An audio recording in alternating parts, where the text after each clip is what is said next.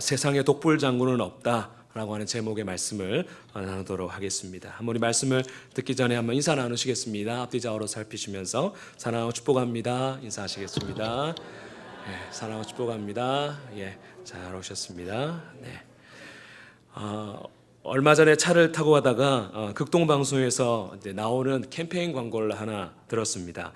내용이 무엇이었는가 하면 쇳덩어리 하나를 물에 던지면 바로 물에 가라앉지만 그 쇳덩어리를 이어서 배를 만들면 물에 뜰 뿐만이 아니라 많은 짐도 실을 수 있다라고 하는 그러한 의미의 광고였습니다. 무엇을 강조하는 거죠?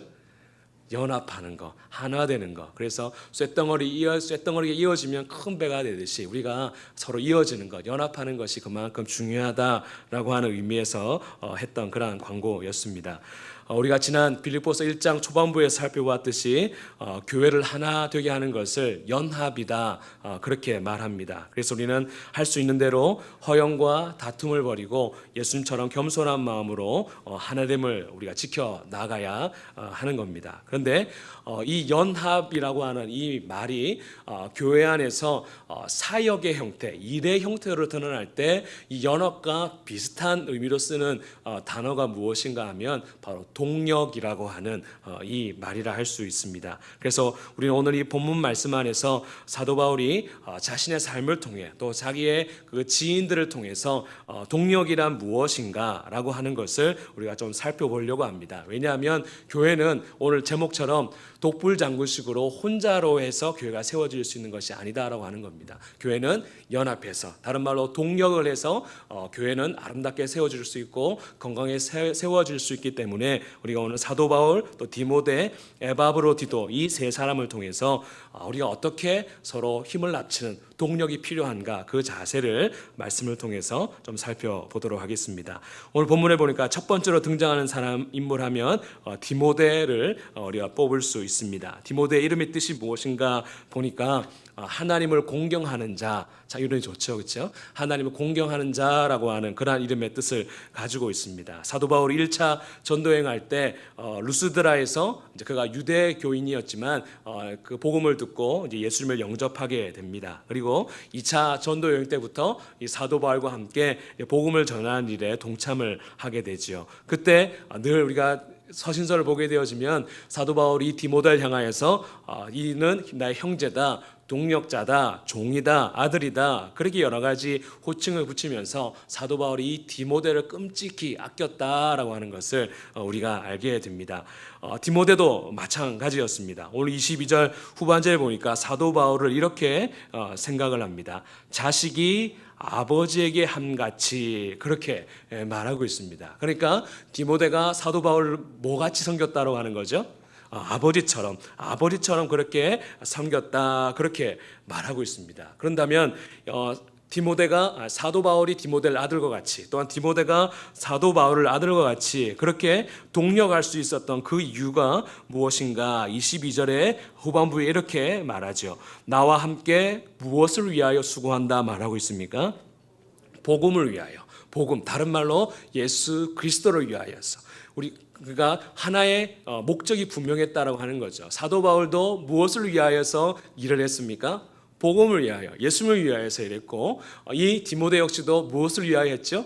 복음을 위하여, 예수 그리스도를 위하여 바로 그 일들을 감당했다라고 하는 그 공통적인 목적이 있었다라고 하는 겁니다. 만약에 사도 바울과 이 디모데가 돈으로 맺어진 관계라면, 아니면 세상의 그런 인간적인 그런 인간관계로 맺어진 관계라면 이 관계가 사실은 오래가지 못했을 겁니다. 왜냐하면 전도여행이 쉬웠습니까? 어려웠습니까? 어려웠습니다. 수많은 고난, 어려움, 핍박 이런 거 당해서 만약 돈으로 맺어진 관계라면 아니 돈 안 받을 테니 나 갈랍니다, 그렇게 했던지, 아니면 인간적인 관계 때문에 나 당신하고 이제 연락도 안 할 테니까 저 상관하지 마세요, 그렇게 해서 돌아가서 끝났을 겁니다. 그런데 그들이 지속적으로 아버지와 아들과 같은 그러한 관계를 맺을 수 있었던 이유는 무엇인가 하면 그들이 무엇의 중심에서 관계가 되었기 때문이죠? 복음, 예수 그리스도를 통하여서 동력하는 그러한 관계였기 때문에 그들이 그렇게 끝까지 사랑하고 아낄 수 있었다라고 하는 겁니다. 21절에 이렇게 말합니다. 그들이 다 자기 일을 구하고 그리스도 예수를 일을 구하지 아니하되, 그렇게 말합니다. 그러니까 여기서 그들은 누구겠습니까? 디모데 외에 다른 사람들은 이런 거죠. 나는 하나님의 영광을 위해서 일합니다 막 하는데 뒤를 딱 보면 누구를 위해서 일하죠? 자기의 유익을 위해서 막 일하더라는 겁니다. 그런데 디모데만큼은 무엇을 위했다고 하는 것? 처음부터 끝까지 복음을 위해서, 예수님을 위해서 그가 최선을 다하는 그러한 삶을 살아왔다라고 하는 거죠. 그러니까 어려움이 닥치고 시련이 닥쳐와도 자기가 돈으로 맺어진 관계가 아니기 때문에, 인간관계로 맺어진 관계가 아니기 때문에 복음을 생각하면서 이 정도 시련이야, 어려움이야, 내가 복음을 위해서, 그리스도를 위해서 무엇이 내가 힘들겠는가 하면서 그가 그것을 극복해 나아갈 수 있었다라고 하는 겁니다. 그것은 사도 바울도 마찬가지였죠. 사도 바울이 개인의 출세와 영달을 위해서 한 것이 아니라 그에게 오직 하나의 목적은 무엇이었는가 하면 복음, 예수 그리스도를 위해서 내가 이 복음을 전하리라 라고 하는 그 분명한 것이 바로 이 디모데와 마음이 서로 통했다라고 하는 겁니다. 그래서 20절에 이렇게 말합니다. 이는 뭘 같이 한다 말하고 있죠? 뜻을 같이하여 너희 사정을 진실히 생각할 자가 이 밖에 내게 없음이라. 그러니까 마음이 통했다는 겁니다. 디모데와 사도 바울이 이 예수님 안에서 복음 때문에 내가 일을 한다라고 하는 그 동력의 마음이 통하니까 이 빌립보 교회에 디모데를 보내면서 내 마음이 디모데 마음이고 디모데 마음이 내 마음입니다. 그러니까 이 디모데를 안심하고 받으셔도 됩니다. 그렇게 소개하고 있다라고 하는 것입니다. 그래서 우리가 이 디모데를 통해서 배울 수 있는 동력의 첫 번째 자세가 무엇인가 하면 바로 우리가 복음 안에서, 예수 안에서 맺어진 동력이어야 한다라고 하는 것입니다. 그래서 저와 여러분들 사이에 예수님을 빼면 우리는 뭐가 되어야 되죠? 아무것도 아니어야 합니다. 혹시 예수님 빼도 동관계가 있으십니까?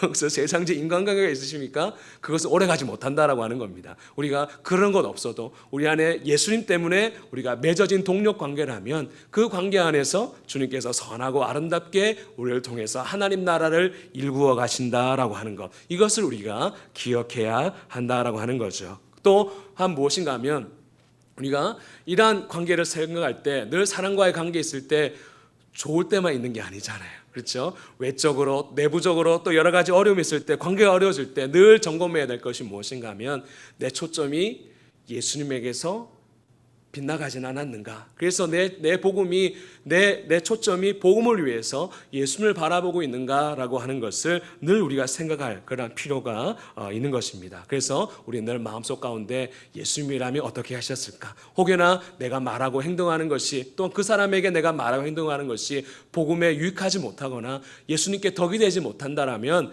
그것이 내가 본 사실이랄지라도 우리는 무엇할 수 있어야 되죠? 때로는 침묵할 수 있어야 되고, 그러한 관계를 만들어가야 될 사람들이 바로 저와 여러분들의 모습이다라고 하는 겁니다. 그래서 우리는 다른 것 없어도 무엇 안에서 우리가 한 동력자가 되어져야 되는 거죠? 예수님 안에서, 복음 안에서 우리가 동력자가 되어야 한다라고 하는 것을 바로 사도 바울과 디모데의 모습을 통해서 보게 됩니다. 그 다음에 등장하는 사람도 보니까 에바브로디도입니다. 따라해 보실까요? 에바브로디도. 잘하시네. 저는 이 발음이 잘 안 되더라고요. 에바브로디도. 그러다 막 헛소리 나오는데요. 뜻이 무엇인가 하면 잘생겼다라고 하는 그런 뜻입니다. 실제로 외모가 그랬는지는 잘 모르겠습니다만, 그러나 오늘 말씀에 보면 이분이 굉장히 매력적인 사람이다라고 하는 것을 알게 됩니다. 25절에 그를 이렇게 소개하지요. 그는 나의 형제요, 함께 수고하고 함께 군사된 자요, 너희 사자로 내가 쓸 것을 돕는 자라. 그렇게 말하고 있습니다. 에바브로디도가 누군가 하면 바로 이제 사도 바울이 로마에 갇혔다라고 하는 소식을 이제 빌립보 교회 성도들이 딱 듣습니다. 그러니까 빌립보 교회 성도들이 우리가 이렇게 가만히 있으면 안 된다. 우리가 그 감옥에 갇힌 우리 빌립보 교회를 개척해 준 이 사도 바울을 그냥 내버려둬서는 안 되고 우리가 헌금을 모아 가지고 그를 좀 옥바라지를 해줘야겠다. 그렇게 해서 헌금을 모아가지고 이제 보낸 사람이 바로 이 에바브로디도입니다. 그러니까 아마 빌립보 교회 장로님 정도 되는 지도급에 있는 그러한 사람이라 할 수 있습니다. 그래서 빌립보에서 그 로마 감옥까지 이제 온 거죠. 거리를 환산해 보니까 한 1,200km 정도를 온 겁니다. 우리나라의 남쪽부터 북쪽 끝까지가 1178km랍니다. 그러니까 거의 우리 남쪽부터 끝까지 간 거죠. 배도 타야 되고. 그래서 학자들에 의하면 한 6주 정도를 가야지만, 모든 수단을 동원해서 6주 정도 가야지만 도착할 수 있는 거리가 바로 그것이었는데, 바로 그 먼 거리를 바로 이 사도 바울을 옥바라지하기 위해서 찾아갔다라고 하는 겁니다. 그런데 얼마나 최선을 다했는지 이렇게 말합니다. 아마 30절 말씀을 우리 한번 읽어볼까요? 30절입니다. 그가 그리스도의 일을 위하여 죽기에 이르러도 자기 목숨을 돌보지 아니한 것은 날 섬기는 너희의 일에 부족함을 채우려 함이니라. 아멘. 그가 얼마나 최선을 다해 섬겼든지 뭐라고 말하고 있죠? 죽기에 이르러도, 또 오늘 말씀을 보니까 그가 죽을 병에 걸렸다 27절에 그렇게 말하고 있습니다. 그렇게까지 하면서까지 바로 사도 바울의 그 부족함을 채우려고 했던 사람이 바로 이 에바브로디도라 그렇게 말하고 있습니다. 그렇다면 이 에바브로디도가 그렇게 사도 바울을 죽기까지, 그러니까 목숨을 내어놓고까지 섬겼던 그러한 이유가 무엇인가? 방금 읽었던 30절에 말하고 있죠. 무엇은 일을 위하여 말하고 있죠? 그리스도의 일을 위하여. 그래서 사도 바울과의 그 어떤 인간적인 관계나 돈을 가지고 있으니까 어떤 돈 문제 때문에 섬긴 것이 아니라 그리스도를 위하여서. 이 에바브로디도 역시도 그 사도 바울을 섬기는 것이 누구를 섬기는 것이라 생각한 거죠?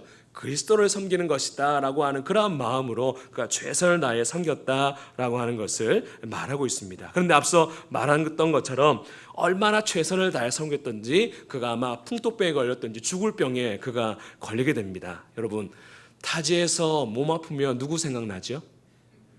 엄마, 아빠, 가족들 생각나게 되어 있습니다. 오늘 말씀에도 에바브로디도가 그랬던 것 같습니다. 26절에 보니까 이렇게 말하죠. 그가 너희 무리 빌립보 교회 성도들을 간절히 사모했다. 너무너무 보고 싶었다. 몸이 아프니까 그러했다라고 그렇게 말합니다. 그런데 그에게 한 가지 근심이 있다 그렇게 말합니다. 26절 후반절에 이렇게 말합니다.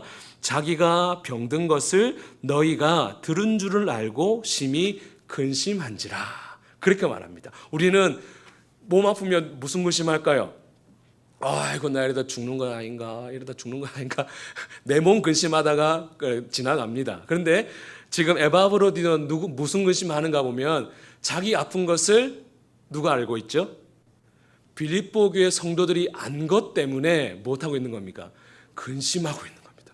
아이고, 어쩌노. 지금 빌립보 교회 성도들이 내 몸 아픈 것 때문에 지금 기도하고 그렇게 했다는데 그것이 오히려 그에게 근심이 되었다 그렇게 말하고 있습니다. 우리가 이걸 보면 에바브로디도가 어떤 사람이라고 하는 것을 우리가 짐작해 볼 수 있습니다. 그는 사도 바울이 옥에 갇혔다라고 하는 그 소식을 듣자마자 헌금을 모아서 1200km 되는 그 먼 거리를 걸려서 그곳까지 가서 옥바라를 합니다. 그러면서 죽을 병에 걸렸지만 그 순간에도 자기 병 걱정한 것이 아니라 자기 때문에 걱정하고 있을 그 빌립보 교회 성도들을 걱정하고 있는 그런 모습을 그가 보여주고 있다라고 하는 거죠. 이것을 통해서 우리가 에바브로디도의 그 동력하는 자세를 알 수 있습니다. 무엇이겠습니까? 에바브로디도는 자기보다 누구를 생각한 거죠?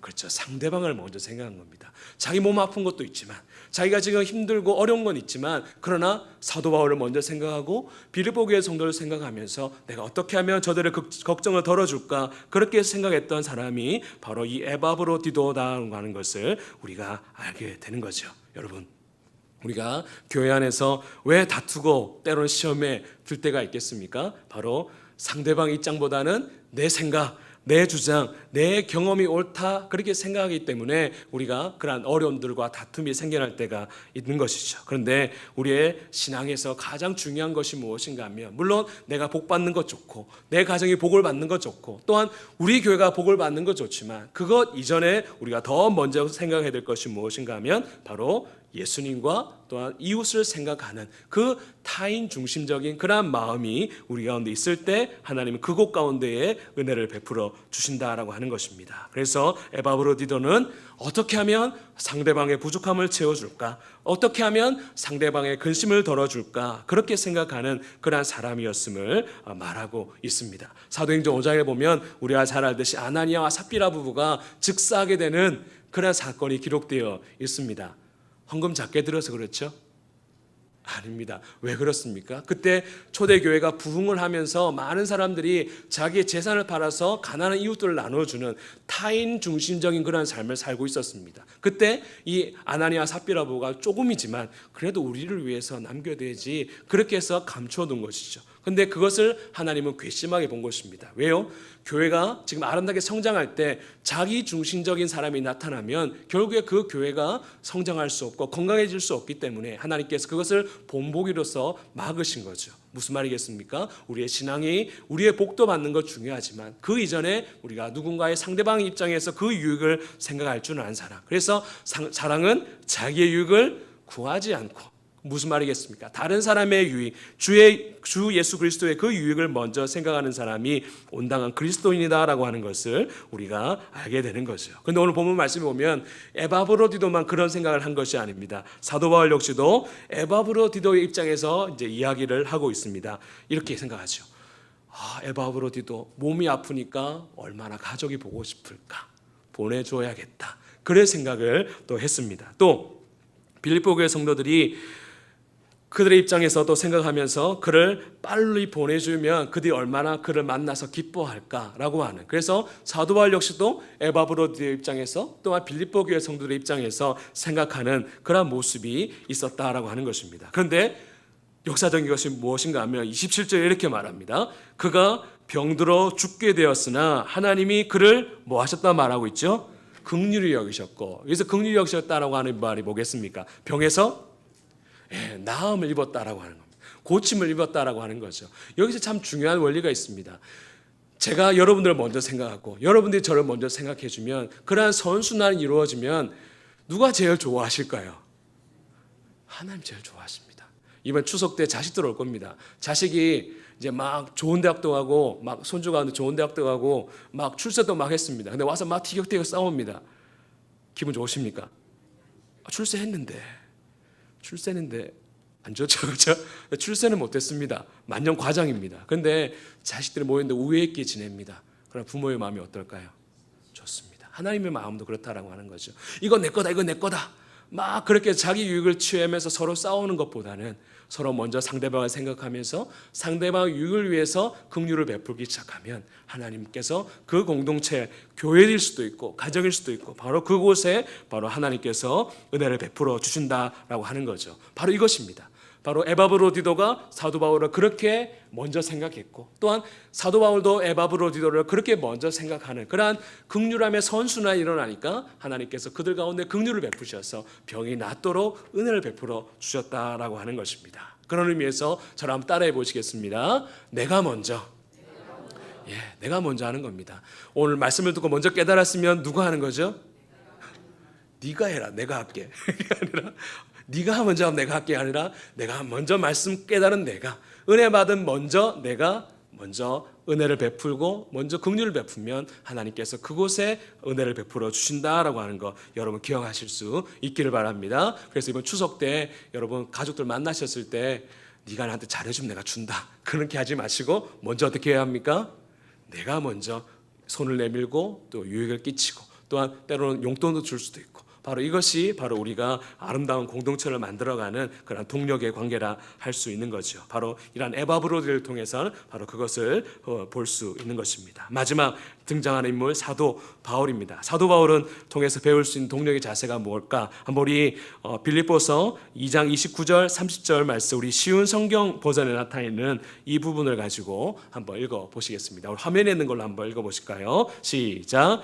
그는 그리스도를 위해 위험을 무릅쓰고 일하다가 거의 죽을 뻔한 지경에 이르렀습니다. 멀리 있는 여러분을 대신하여 나를 도운 사람이므로 감사함과 존경하는 마음으로 맞이해 주십시오. 아멘. 그래서 사도 바울을 통해서 배울 수 있는 동력의 자세는 무엇인가 하면 따라해 보시겠습니다. 감사하는 것.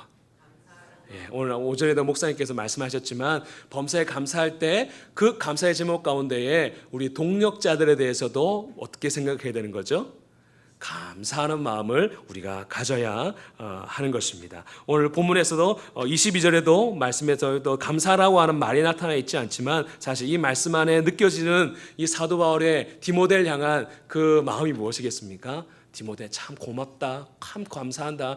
그 어려운 가운데 나를 끝까지 돌아보다니 얼마나 고마운가라고 하는 그런 감사하는 마음이 그에게 있었다라고 하는 것입니다. 이렇게 생각할 수도 있지 않습니까? 사도 바울은 영적인 아비고 디모데 영적인 아들 아닙니까? 그러면 아들이 자식을 섬기는 것 당연한 겁니까? 감사할 일입니까? 당연한 거죠, 그렇죠? 근데 사도 바울은 그 당연함도 당연하게 여긴 것이 아니라 뭐라고 생각한 거죠? 감사하다, 그렇게 생각한 겁니다. 또 사도 바울에게 있어서 빌립보 교회는 자기가 개척해 준 교회입니다. 그래서 개척의 성도들이 사도 바울을 위해서 헌금을 모아서 드리는 거, 그렇죠? 당연한 겁니까? 감사할 일입니까?